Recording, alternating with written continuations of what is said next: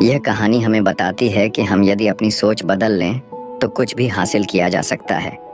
यदि हम खुद को छोटा समझते रहेंगे तो हम हमेशा छोटे ही बने रहेंगे। बड़ा बनने के लिए हमें अपनी सोच को बदलना होगा और खुद के बारे में बड़ा सोचना होगा। कहानी का सार यह है कि सफलता आपकी सोच में छुपी होती है। खुद का आत्मसम्मान जगाए, अपनी सोच को बड़ा बनाइए और देखिए कैसे आप सफलता के शिखर पर पहुंच जाते हैं। दोस्तों, जीवन में सुख दुख सिक्के के दो पहलू जैसे आते जाते रहते हैं। जब हमारे जीवन में सब अच्छा हो रहा होता है तो खुश होना लाजमी है, लेकिन जब हमारे जीवन में कुछ गलत होता है और चीज़ें हमारे अनुसार नहीं चल रही होती तो सबसे पहले हम अपना धैर्य खोते हैं और भगवान और अपनी किस्मत को कोसना शुरू कर देते हैं। यानी उस समय हमें सिर्फ और सिर्फ अपना दुख नज़र आता है और उस दुख के अंदर जो थोड़ा बहुत हमारे पास है हम उसे भी खो देते हैं। यानी दोस्तों, इस समय अंतर आता है सोच का, यानी सकारात्मक सोच और नकारात्मक सोच। यदि हम यहाँ नकारात्मक दृष्टिकोण से सोचे तो हम बड़ी आसानी से नकारात्मकता का शिकार हो जाते हैं और चीज़ें खुद ब खुद खराब होने लगती हैं। और यही नकारात्मक सोच हमारे दुख का असली कारण बनती है और हमारी सफलता का सफ़र यहीं रुक जाता है।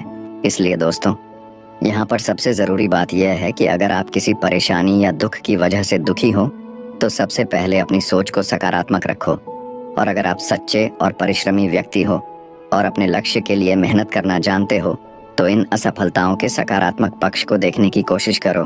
बस धैर्य रखो और मेहनत करते रहो। दोस्तों, हम अक्सर अपनी ज़िंदगी में यह सवाल करते हैं, क्यों मेरी किस्मत हमेशा मुझसे दूर रहती है और जब भी मुश्किलें आती हैं तो हमें लगता है कि हम किसी बुरी किस्मत के शिकार हैं। लेकिन क्या आप जानते हैं कि किस्मत कभी बिना संकेत दिए नहीं बदलती?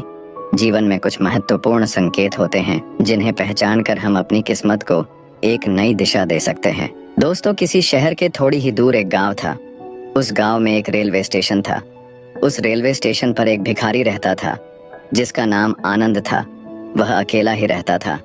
वह वहां आने जाने वाली रेलगाड़ियों में बैठे यात्रियों से भीख मांगकर जो कुछ पैसे मिलते थे उसी से उसका अपना पेट भरता था। एक दिन जब वह भीख मांग रहा होता है तो सूट बूट पहने एक हट्टा कट्टा और लंबा व्यक्ति उसे दिखाई देता है।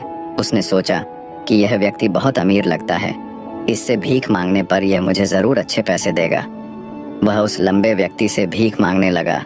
भिखारी को देखकर उस लंबे व्यक्ति ने कहा, तुम हमेशा मांगते ही रहते हो क्या? कभी किसी को कुछ देते भी हो? भिखारी बोला, साहब, मैं तो भिखारी हूँ, हमेशा लोगों से मांगता ही रहता हूँ। मेरी इतनी औकात कहाँ कि किसी को कुछ दे सकूं। लंबा व्यक्ति बोला, जब किसी को कुछ दे नहीं सकते तो तुम्हें मांगने का भी कोई हक नहीं है। मैं एक व्यापारी हूँ और लेन देन में ही विश्वास करता हूँ। अगर तुम्हारे पास मुझे कुछ देने को हो तभी मैं तुम्हें बदले में कुछ दे सकता हूँ। इतना कहने के बाद वह लंबा आदमी ट्रेन में बैठकर चला गया। इधर भिखारी उसकी कही गई बात के बारे में सोचने लगा। उस लंबे व्यक्ति के द्वारा कही गई बात उस भिखारी के दिल में उतर गई। वह सोचने लगा कि शायद मुझे भीख में अधिक पैसा इसीलिए नहीं मिलता क्योंकि मैं उसके बदले में किसी को कुछ दे नहीं पाता हूँ, लेकिन मैं तो भिखारी हूँ, किसी को कुछ देने लायक भी नहीं हूँ। लेकिन कब तक मैं लोगों को बिना कुछ दिए केवल मांगता ही रहूँगा? बहुत सोचने के बाद उस भिखारी ने निर्णय किया कि जो भी व्यक्ति उसे भीख देगा उसके बदले में वह भी उस व्यक्ति को कुछ ज़रूर देगा। लेकिन अब उसके दिमाग में यह प्रश्न चल रहा था कि वह खुद भिखारी है तो भीख के बदले में वह दूसरों को क्या दे सकता है। इस बात को सोचते हुए 2-3 दिन हो गए लेकिन उसे अपने प्रश्न का कोई उत्तर नहीं मिला था। एक दिन जब वह स्टेशन के पास बैठा हुआ था तभी उसकी नज़र कुछ फूलों पर पड़ी जो स्टेशन के आसपास के पौधों पर खिल रहे थे। उसने सोचा, क्यों ना मैं लोगों को भीख के बदले कुछ फूल दे दिया करूं। उसको अपना यह विचार अच्छा लगा और उसने वहां से कुछ फूल तोड़ लिए। अब वह ट्रेन में भीख मांगने पहुंचा। अब जब भी कोई उसे भीख देता तो उसके बदले में वह भीख देने वाले को कुछ फूल दे देता। उन फूलों को लोग खुश होकर अपने पास रख लेते थे। अब भिखारी रोज फूल तोड़ता और जो कुछ लोग उसे भीख देते उसके बदले में उन फूलों को लोगों में बांट देता था। कुछ ही दिनों में उसने महसूस किया कि अब उसे बहुत अधिक लोग भीख देने लगे हैं। वह स्टेशन के पास के सभी फूलों को तोड़ लाता था। जब तक उसके पास फूल रहते थे तब तक उसे बहुत से लोग भीख देते थे, लेकिन जब फूल बांटते बांटते ख़त्म हो जाते तो उसे भीख भी नहीं मिलती थी। अब रोज ऐसा ही चलता रहा। एक दिन जब वह भीख मांग रहा था तो उसने देखा कि वही लंबा व्यक्ति ट्रेन में बैठा है, जिसकी वजह से उसे भीख के बदले फूल देने की प्रेरणा मिली थी। वह तुरंत उस व्यक्ति के पास पहुंच गया और भीख मांगते हुए बोला, आज मेरे पास आपको देने के लिए कुछ फूल है, आप मुझे भीख दीजिए तो बदले में मैं आपको कुछ फूल दूंगा। उस लंबे व्यक्ति ने उसे भीख के रूप में 20 रुपये दे दिए और भिखारी ने कुछ फूल उसे दे दिए। उस लंबे व्यक्ति को बात बहुत पसंद आई। वह बोला, वाह क्या बात है, आज तुम भी मेरी तरह एक व्यापारी बन गए हो। इतना कहकर फूल लेकर वह लंबा व्यक्ति अपने स्टेशन पर उतर गया। लेकिन उस लंबे व्यक्ति द्वारा कही गई बात एक बार फिर से उस भिखारी के दिल में उतर गई। वह बार बार उस लंबे व्यक्ति के द्वारा कही गई बात के बारे में सोचने लगा और बहुत खुश होने लगा। उसकी आंखें अब चमकने लगीं। उसे लगने लगा कि अब उसके हाथ सफलता की वह चाबी लग गई है जिसके द्वारा वह अपने जीवन को बदल सकता है। वह तुरंत ट्रेन से नीचे उतरा और उत्साहित होकर बहुत तेज आवाज में ऊपर आसमान की तरफ देखकर बोला, मैं भिखारी नहीं हूँ, मैं तो एक व्यापारी हूँ, मैं भी अमीर बन सकता हूँ। लोगों ने उसे देखा तो सोचा कि शायद यह भिखारी पागल हो गया है और अगले दिन से वह भिखारी उस स्टेशन पर फिर कभी नहीं दिखा। लोगों को लगा कि शायद वह दूसरे शहर चला गया होगा।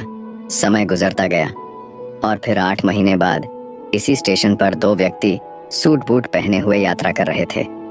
दोनों ने एक दूसरे को देखा तो उनमें से एक ने दूसरे से हाथ मिलाया और कहा, क्या आपने मुझे पहचाना? दूसरा व्यक्ति बोला, नहीं, क्योंकि मेरे हिसाब से हम लोग पहली बार मिल रहे हैं। पहला व्यक्ति बोला, नहीं, आप याद कीजिए, हम पहली बार नहीं बल्कि तीसरी बार मिल रहे हैं। दूसरा व्यक्ति बोला, मुझे याद नहीं, वैसे हम पहले 2 बार कब मिले थे? अब पहला व्यक्ति मुस्कुराया और बोला, हम पहले भी 2 बार इसी ट्रेन में मिले थे। मैं वही भिखारी हूँ जिसको आपने पहली मुलाकात में बताया कि मुझे जीवन में क्या करना चाहिए और दूसरी मुलाकात में बताया कि मैं वास्तव में कौन हूँ।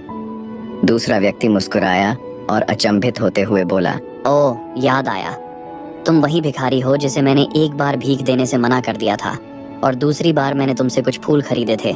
लेकिन आज तुम ये सूट बूट में कहाँ जा रहे हो और आजकल क्या कर रहे हो?